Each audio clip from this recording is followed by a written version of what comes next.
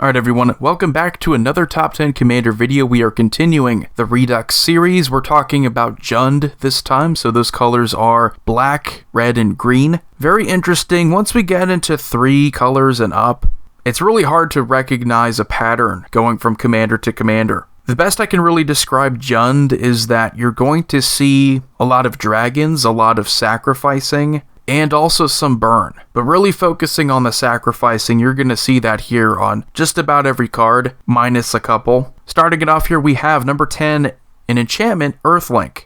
At the beginning of your upkeep, you do have to sacrifice it unless you pay 2 mana. That's because whenever a creature dies, that creature's controller sacrifices a land. Now this is only number 10 because I don't see anybody playing it, but it's an incredibly powerful card. Land destruction is always good. It's mean, it's not fun, but it's always good. And there are ways that you can take advantage of Earthlink without having to sacrifice a lot of creatures yourself. Board wipes are going to be devastating with this. It might be difficult to synergize with, but in terms of actual ability, this is no doubt incredibly powerful. It's a good stacks card. You're not only going to build a deck around this where you destroy creatures, but you're destroying creatures while also getting rid of their lands. Suffice it to say, if you're successfully playing around this, you're probably going to win.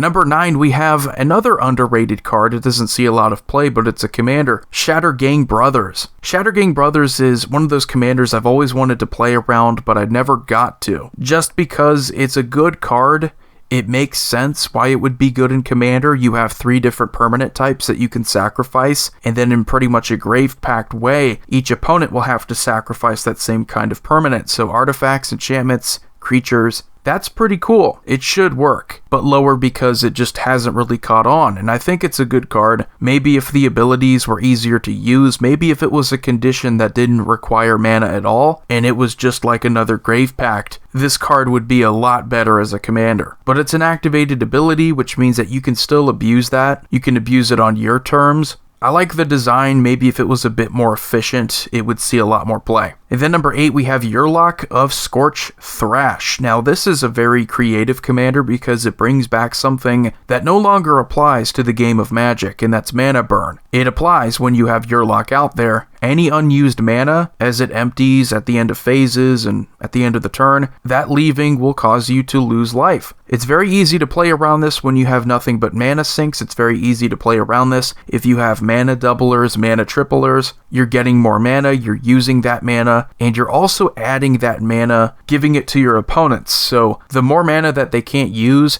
they're losing more life. So very fun commander, a lot of combo potential, still relatively new, which is why he's lower, but no doubt in my mind, very high ceiling. And then number 7, we have Vaevictis, Asmadi the Dire. Another rather underrated commander option from M19. This was when they just came back with the core sets. When he attacks, for each player, choose target permanent that player controls. That's your choice. Those players sacrifice those permanents, and then each player who sacrificed a permanent this way reveals the top card of their library, then puts it onto the battlefield if it's a permanent. So this card is great for top deck manipulation because obviously if you know what the top card of your library is, you can easily take advantage of this, and it's great for land destruction as well. Just having the ability to deal with any permanent, even if they end up getting something better off the top of their deck, it's still going to be useful. It's still going to get rid of the immediate threat. It does it in a fun way too, in a rather chaotic way. There are certain cards like this that are just so good. Even if they're not commanders, they're so good just throwing them in as one of the 99. I'm surprised that I don't see it played more often. And then number 6, we have Thantis the War Weaver. Another creative card design here, making it so that all creatures have to attack is a fun thing to have to build around. Because you can be defensive with this strategy,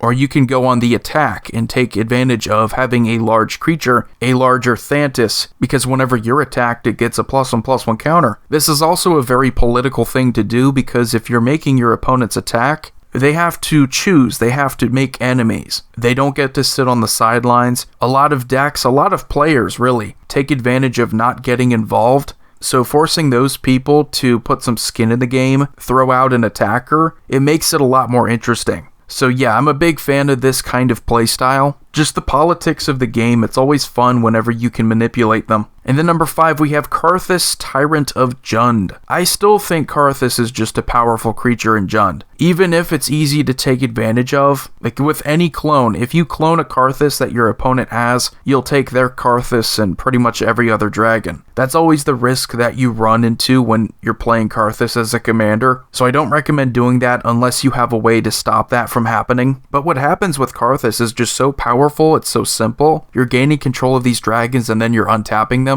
and giving them all haste, so they can immediately attack, which is something that even in dragon decks you're going to want to play a Karrthus for the sheer fact that it can end games. If you're giving all of your dragons haste, it means if you have anything that is cheating out your dragons, you can make use of them immediately. It's just a perfect combat creature, and acknowledging the risks, it still wins games. And then number 4, we have Lavalanche. Now this and Earthlink are the only non-creatures on the list, but Lavalanche is a good card. I'm not usually a fan of cards like this that can only deal with one opponent, but the way it does that, it pretty much deals with the archenemy at the table. Whoever's way ahead and you need to deal with them, you're going to deal X damage to that player and each creature they control. So pour all of your mana into it, make use of it, because not only does it embrace good removal, which is usually something that you see in red where you're burning each creature, but it also can be a kill spell too, so it's versatile. If you need it to only be a board wipe, it can just be a board wipe, dealing with one player's board I mean, but if you want to go for the throat, you can totally do that too. It's just such a good card. If you don't know what to play in Jund, if you're looking for one card to just complete your deck, you can never go wrong with a good old Lavalanche. Number 3, we have a very good commander. We have Lord Windgrace. You can think what you want about the rest of my list, but these 3 have to be here. Overall, Lord Windgrace is a fantastic land engine commander. If you're a fan of the Gitrog monster and you're a fan of Omnath, Locus of Rage, this was really the union of those 2 strategies. Not that the abilities are the same, but you're taking advantage of landfall, you're taking advantage of sacrificing your own lands to your own benefit. You're also getting card draw in the process and getting your lands back from your graveyard. The alt is just insanely powerful. It's not a win con, but what it does is just great removal. You destroy up to 6 target non-land permanents and then create 6 2/2 Green Cat Warrior creature tokens with Forest Walk. That's not a win con, but it's still really good. All of these abilities, and you're going to notice this about good planeswalkers, all of their abilities are useful. And Lord Windgrace makes a fantastic commander because it doesn't really matter what phase of the game you're in, you can take advantage of all of those abilities. And they're all going to be useful too. Number 2, we have my personal favorite commander. It's really the one I've played with the most. Prossh, Skyraider of Kara, and that applies to all of Commander. Big time fan of Prossh, I've always liked playing with him. Very versatile. You could play a good sacrifice strategy, you could play a good token strategy, you could play a good Voltron strategy if you wanted to, and you could even play a competitive EDH strategy too. The combos are there, no doubt about it, but it's that versatility in your strategy. The options, just being open to interpretation, I think that's really where Prosh's value is. And I've always had different ideas of how I wanted to play this commander because that's how versatile he is. If you want to make a token deck, you have a commander that every time you play him, you get more kobolds. They're 0/1s, but 0/1 tokens are very easy to use to your advantage.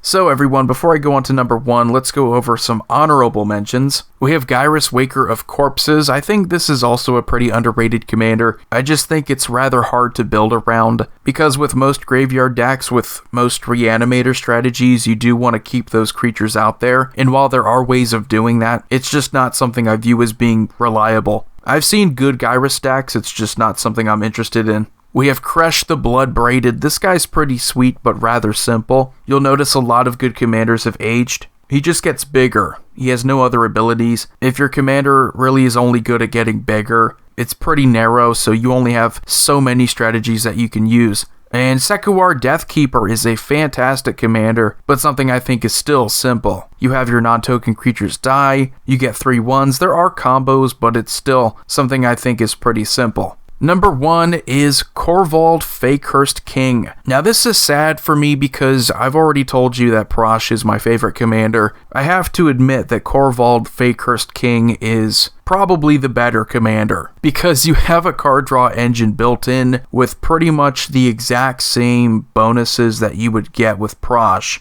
you can synergize with other strategies. You can sacrifice. You have +1/+1 counters rather than tokens, which could still give Prossh the advantage in certain situations, but I think the fact that you get good card draw, consistent card draw, in addition to being able to synergize with one of the most powerful things in the game, that is Grave Pact effects, it means you're set up to have a pretty dominant game like every time you play. It just really seems like Korvold can do a little bit more. It can really speed the deck up. You can keep your hand full, and that's so valuable. Whatever drawbacks and not getting tokens, Korvold just really makes up for that in card draw. But anyway, guys, that's going to do it for today. That's going to do it for the top 10 Jund cards in Commander. Let me know what you think. As always, Void here signing off. See you all next time.